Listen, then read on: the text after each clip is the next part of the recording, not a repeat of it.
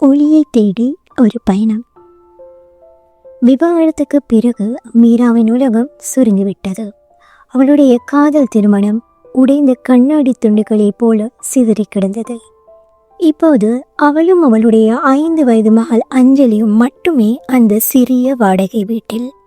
ஒவ்வொரு காலையும் ஒரு புதிய போராட்டம்.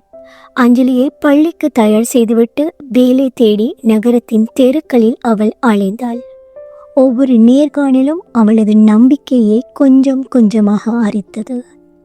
அம்மா, அப்பா எப்போ வருவாருமா அப்படின்னு அஞ்சலி கேட்கும் போதெல்லாம் மீராவின் இதயம் வலிக்கும். அப்பா நட்சத்திரங்களை பார்க்க போயிருக்கிறார் கண்ணா என்று ஒரு பொய்யை சொல்லுவாள், அவளுடைய கண்ணீரை மறைத்து கொண்டு.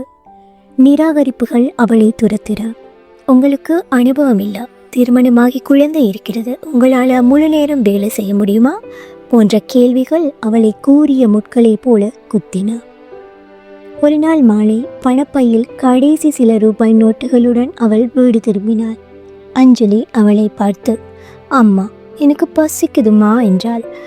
அந்த நிமிஷம் மீரா உடைந்து அழுதாள். அவளுடைய அழுகையை கண்ட அஞ்சலி தன் சின்னஞ்சிறு கைகளால் அவளுடைய கண்ணீரை துடைத்து, அழாதே, அம்மா இருக்கேன், நான் இருக்கேம்மா என்றாள். அந்த வார்த்தைகள் மீராவுக்குள் ஒரு புதிய சக்தியை கொடுத்தன. தன் மகளுக்காக அவள் மீண்டும் போராட தீர்மானித்தாள். அவள் தன் தையல் திறமையை பயன்படுத்த முடிவு செய்தாள். பழைய தையல் இயந்திரத்தை தூசு தட்டி இரவு முழுவதும் கண்விழித்து வேலை செய்தாள். அவள் தைத்த அழகான குழந்தைகள் ஆடைகளை ஒரு சிறிய சந்தையில் விற்க ஆரம்பித்தாள். முதலில் மெதுவாக இருந்தாலும் அவளுடைய உழைப்பும் நேர்த்தியும் வாடிக்கையாளர்களை கவர்ந்தன. மெல்ல மெல்ல அவளுடைய வாழ்க்கை மாறியது. அவள் இப்போது ஒரு தொழில் முனைவோர். அவள் முகத்தில் பழைய சோகத்தின் தடயங்கள் இருந்தாலும் இப்போது ஒரு புதிய தன்னம்பிக்கையும் பெருமிதமும் ஒளிர்ந்தன. அவள் வானத்தை பார்த்தாள். நட்சத்திரங்கள் இன்னும் அங்கேயே இருந்தன. ஆனால் இப்போது அவள் ஒரு புதிய நட்சத்திரத்தை கண்டுபிடித்திருந்தாள். தனக்குள்ளேயே ஒளிர்ந்து கொண்டிருந்த தன்னம்பிக்கை என்ற நட்சத்திரம்.